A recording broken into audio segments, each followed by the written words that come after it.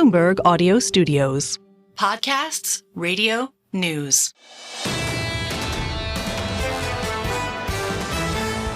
This is the Bloomberg Surveillance Podcast. Catch us live weekdays at 7 a.m. Eastern on Apple CarPlay or Android Auto with the Bloomberg Business app.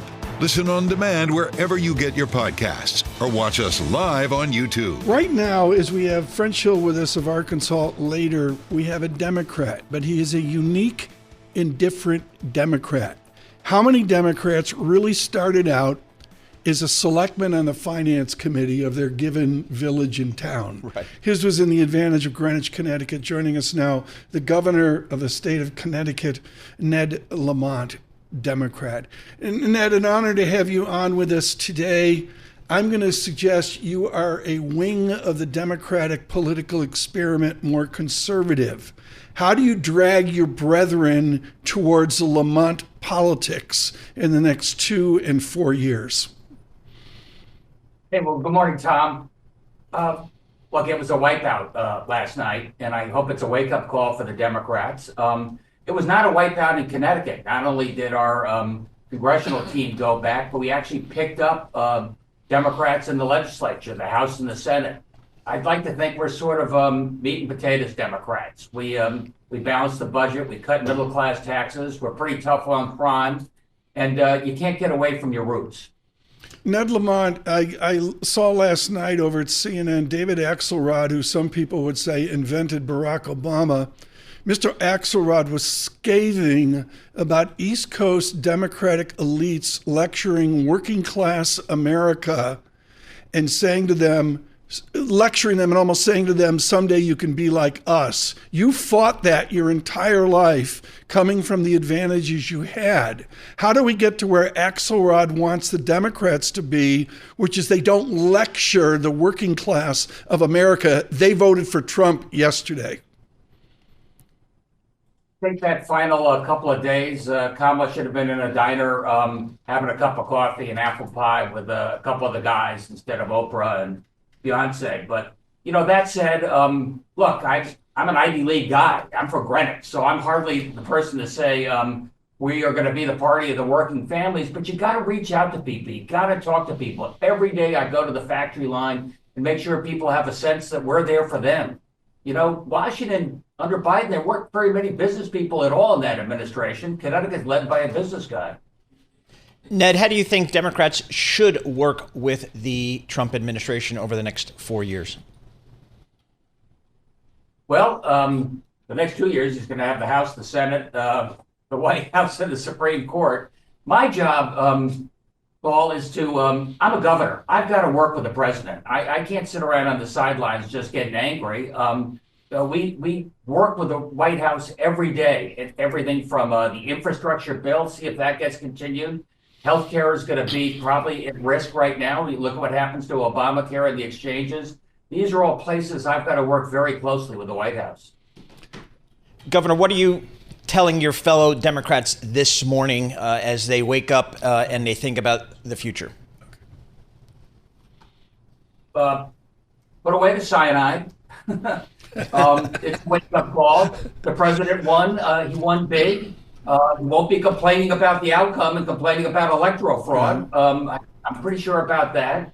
And we got to do is we got to stand up for our values every day, remind people why we were voted back in, in bigger numbers, and make sure we also realize that we have to work with the White House. That's what the deal is. Ned Lamont, you have been a businessman. I mean, I love this. Governor Lamont volunteering at the Warren Harding High School in Bridgeport. For those of you across the nation, Bridgeport is not Greenwich, to cut to the chase. Ned Lamont, how do you get the Democrats to understand that it's not just about billionaire taxes, it's not about unrealized capital gains, it's about endorsing entrepreneurship, as Mr. Trump in his own unique way has endorsed? I thought that Kamala was getting there when she talked about the Opportunity Society, less about handouts, more about ladders and allowing people to start their own business and maybe own their own home. That's what we tried to do in Connecticut. We've had more new business startups than ever before. We used to offer big incentives to see if we can attract big companies here. now we're allowing a lot of small companies to get some of the capital they need to start up, and it's working. So, Ned, the future of the Democratic Party here, how quickly do you think that this party will pivot, and how much does it need to pivot, do you think? Look, I think it was a wake-up call. Like I said, I hope there is some introspection going on. And, we ignored the border for too long. If they say, what's the difference between you and Joe Biden? I would have shut down that border to illegal immigration on day one. I mean, that was an answer that I think was needed. Governor, one final question this morning. I know it's an incredibly busy day for you. There's going to be a national governors meeting here coming up after this seismic shift to the right that we see in America. Give us the tone, the bipartisan tone of the governors of America as they address this new Washington. One, when the White House calls, you're there. We have the holiday dinner and we get together. I think it'll be Joe Biden's finale, if I'm not mistaken. I got to check the dates. Sure. And governors, we feud maybe publicly. Privately, you're in the kitchen and you roll up your sleeves and say, right. How you handling that Medicaid reimbursement issue? Let me tell you what we're doing. So I'd like to think there's a little more of that collaboration going on at the governor level. I don't see it in Washington. Governor, what are you going to do about Amtrak between New York and Boston? How can we, what can you do to help us with Amtrak between New York and Boston? I'm afraid we're the choke point on that, Tom, because it was built a long time ago. It winds around. But that said, with the infrastructure bill, a little credit there to Joe Biden. That's going to make an enormous difference. We're straightening out the tracks. We'll never be like Beijing to Shanghai, but we'll be able to get another 30, 40 miles an hour of speed out of this, and that helps. Yeah, Nick Burns is over as ambassador to China, folks, enjoying the trains, the perfect trains of China, while Paul and I are on the Excella going, why have we stopped outside New Haven? Ned Lamont, the Democrat of Connecticut, thank you so much.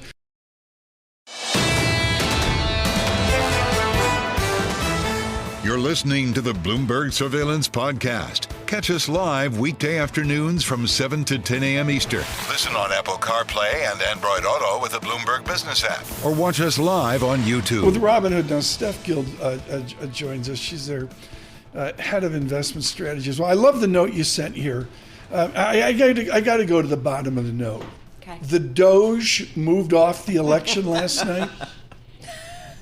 We had huge amount of volume. We had 11 times the normal overnight volume.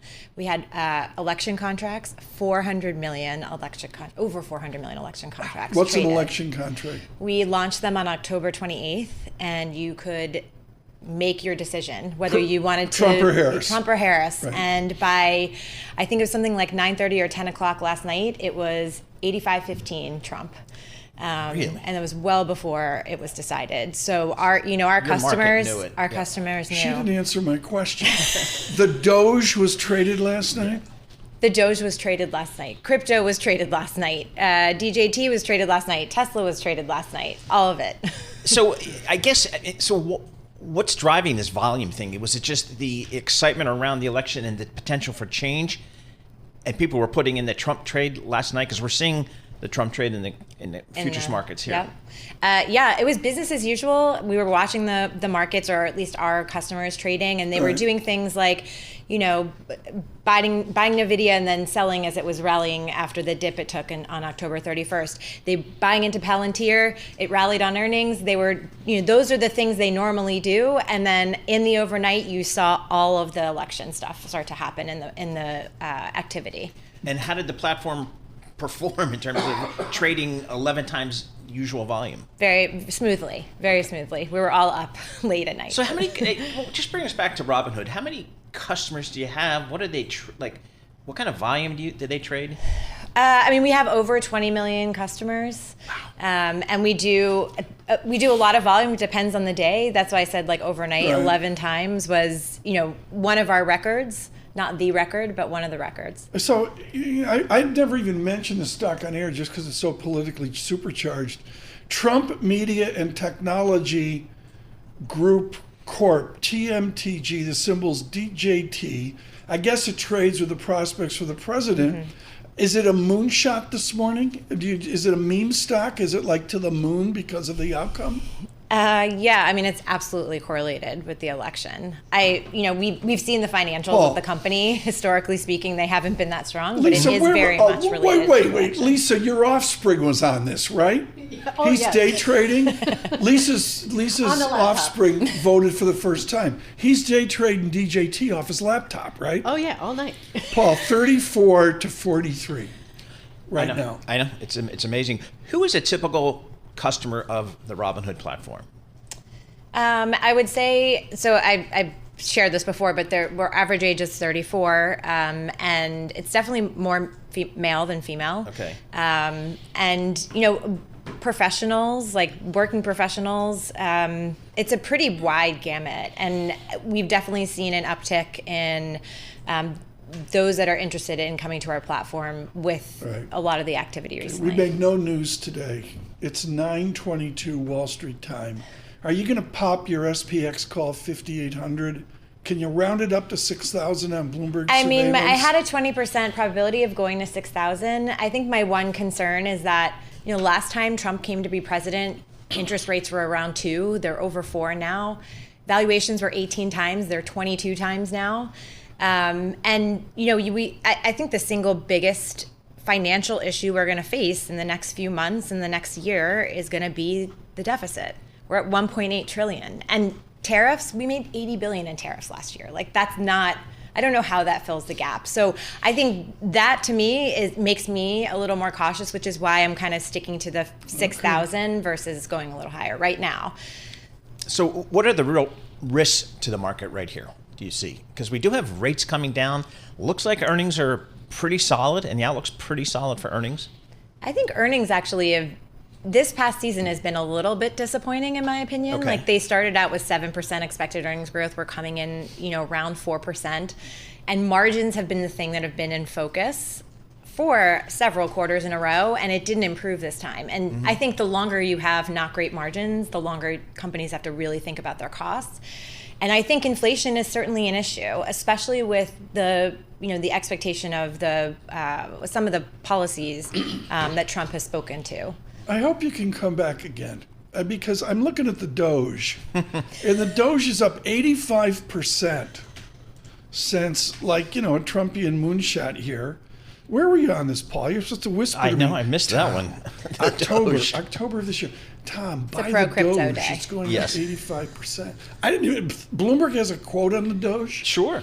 XDG. I didn't know that. Yeah, exactly. I'm learning every day. I know. Stephanie Guild, thank you so much for joining us on Robinhood. This is the Bloomberg Surveillance Podcast. Listen live each weekday starting at 7 a.m. Eastern on Apple CarPlay and Android Auto with the Bloomberg Business app. You can also listen live on Amazon Alexa from our flagship New York station. Just say, Alexa, play Bloomberg 1130. A couple days ago, we were in a planning meeting. We do this like 3 a.m. It's a Zoom call with like 25 people on the call. And, I just sort of shut up and had my first cup of coffee. And I cut in and I said, I just want Peter Trubowitz on. Yeah. I don't want anybody else on. Why do I want Peter Trubowitz on? Well, he was at LBJ. Some would say he founded LBJ back in 1970 at the University of Texas, and now holds court at the London School of Economics. And yeah, he takes a geopolitics sense. But I thought on domestic politics, if you got LBJ and LSE going, this is someone to talk to as well. Off your latest book, looking at fractured liberalism, Professor Trubowitz, how fractured this morning is LBJ's Democratic Party? Tom, it's great to be with you and Paul and Lisa. It's been a while. Takes a seismic shock, huh? I would say the Democratic Party is shell-shocked right now. And it's going to take some doing for the party to kind of rally. There's many things about this that are stunning with Trump's victory. I think probably, the fact that it was so broad-based that you can identify when you look at the exit polls, certain groups and so forth. But he basically overperformed his numbers, his performance in 2020, essentially across the board. And for me, the most stunning thing is that he cracked the 47%, where the popular vote. Absolutely. I mean, that is, and that's what gives him the basis for saying he's got a mandate. Yeah, but Professor, if we read our Robert Caro, we got an LBJ from another time and place who was the definition of pragmatic before Vietnam ran him over. We need a pragmatic Democratic Party. I would suggest even Republicans need a pragmatic Democratic Party to engage the debate. Pew Research of New Jersey says the far left makes up, say, 12% of the American public. How do the Democrats, in your study of history, how do they move to the middle, out to the midterm, and then on to 2028? Well, I mean, I think there's going to be a lot of soul searching, but I suspect, or what I think will happen, is that we will see Democrats a very strong argument put forth to focus on the basics: jobs, the environment, civic education, civil rights, schools at the local, the state, and the national levels. But it is true on both sides, the extremes, there needs to be movement towards the center. I thought the New Yorker front cover this week kind of said it all about America, where it's got the Statue of Liberty on a tightrope over, right. I guess it's New York City. And, even with a stunning victory like this, it's still a very divided country, a pretty evenly divided country. Peter, you're over at the London School of Economics. What's the feeling within London and the UK as they understand the results of the US election? Well, I think people think about this. I think you need to distinguish between the political and the policy implications here, and not only with respect to the UK, but let's say more broadly, Europe. I think politically, Trump's victory is going to embolden anti-globalist populist sentiment in the UK, but elsewhere, just as it did in 2016. I think there's no two ways about that. At the level of policy, what people are talking about are the implications of the victory in Moscow, in Jerusalem, in Beijing, and here I think things, as well as in Europe. And here I think things cut in different ways. In Moscow and Jerusalem, I think, it's basically enhanced Putin and Netanyahu's negotiating positions vis-a-vis Kiev and Hamas, respectively. They'll be bolstered, those positions. In European capitals, and this is true in London as well, the result is, it's only going to fuel worries about what it means for America's longstanding commitment to European security. And I think also, given what Trump has said about the board 10 to 20% tariff, European access to the American market. Peter Trubowitz, the London School of Economics, with his French Hill of Arkansas, the Republican, should be with us in a bit. The Dow puts it on again. We're up 3%, no, up 3.1%. We don't have I can't believe I'm saying this, a 44,000 print. We're not there yet. I got 5,900 SPX, that's not futures. Wow. That's trading, and NASDAQ was lagging up about 1.7%. NASDAQ 100 now up 2.2%. Peter, what would you like to see the Trump administration do as it relates to tariffs? That seem to be one of the few economic discussion points here in this election were tariffs. How do you think this plays out?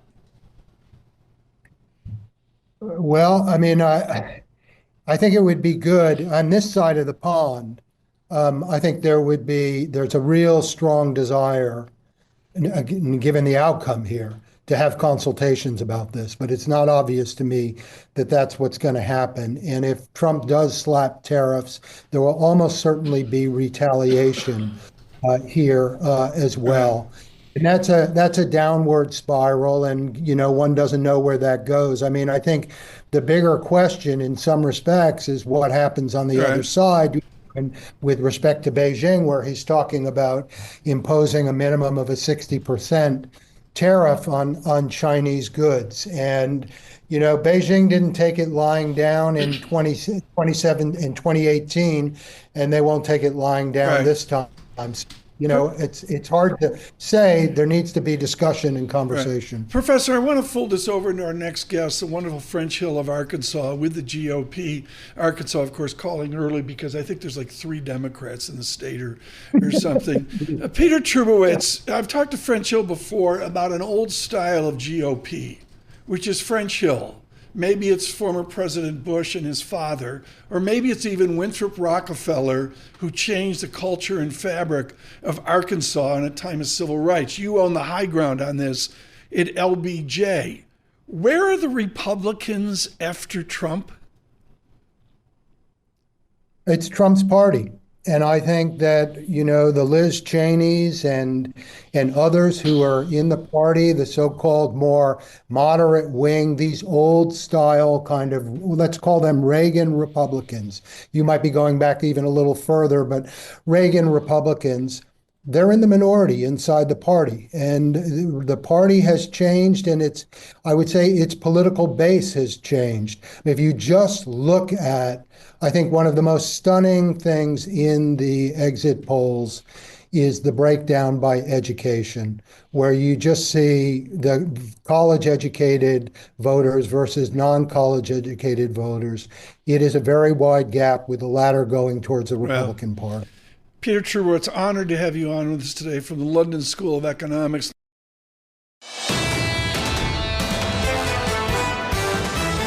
This is the Bloomberg Surveillance Podcast. Listen live each weekday starting at 7 a.m. Eastern on Apple CarPlay and Android Auto with the Bloomberg Business app. You can also watch us live every weekday on YouTube and always on the Bloomberg Terminal. We go to the Grace of Arkansas in French Hill, taking out 59%, I think it is, of the vote against a good candidate. He joins us now in victory. French Hill of the 2nd Congressional District in Arkansas. French Hill, this nation, whatever their persuasion, yearns for the grace of Marcus Jones in French Hill, where you have an election, you get a good result, you call up Marcus Jones, he calls you up, you say thank you, and we move on with our civics and our nation. Can we get that in a second Trump term? Morning, Paul. Morning, Tom. I hope so, Tom, because we won the popular vote for the first time as Republicans since 2004, and obviously a substantial and possibly growing electoral college victory. And if the election holds, we'll have a significant Republican majority in the Senate. And I believe we'll end up with maybe somewhere between 222 and 226 seats in the House.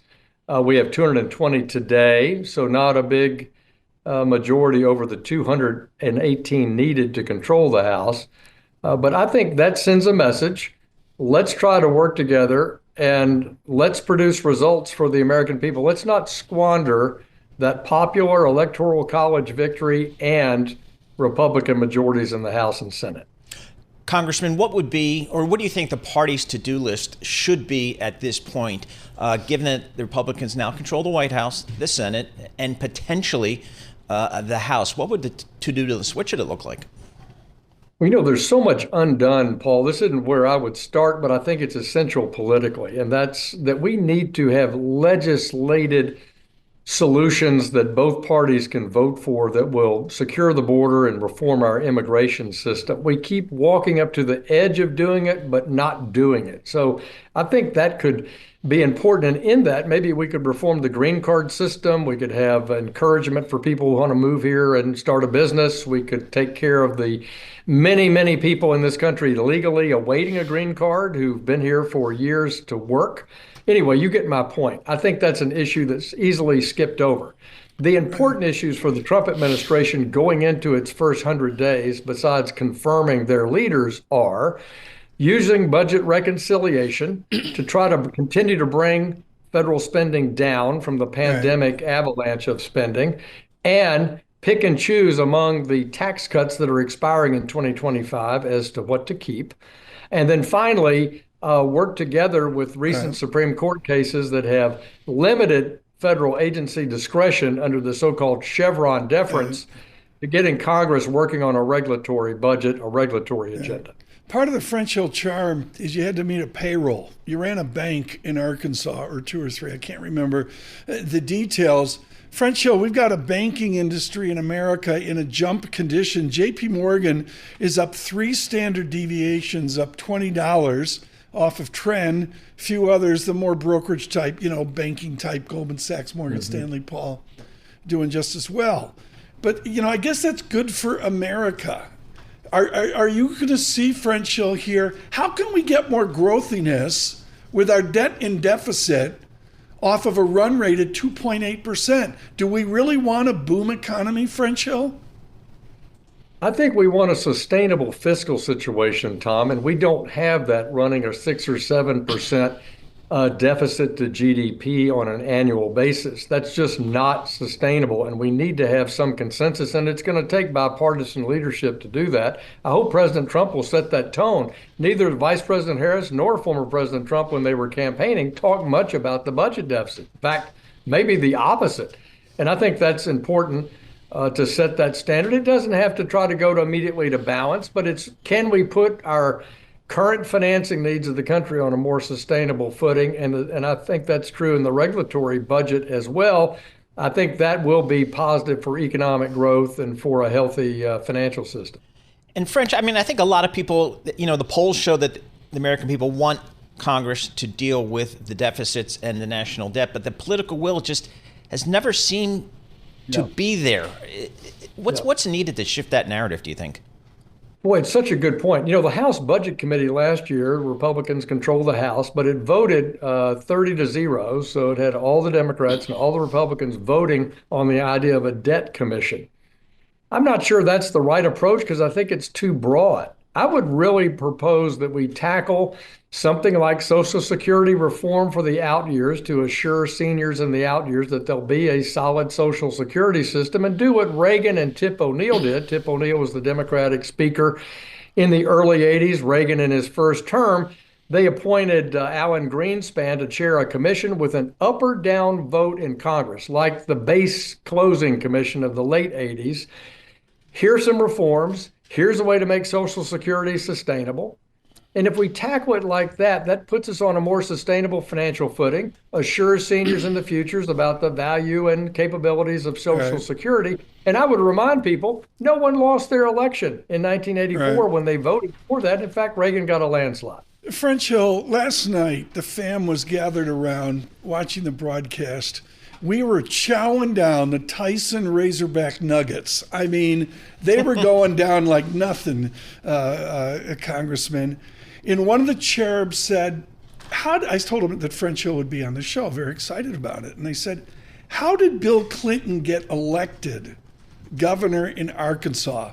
How did Bill Clinton, at 32 years old, French Hill, grab 63% of the vote in Republican conservative Arkansas? How did that happen?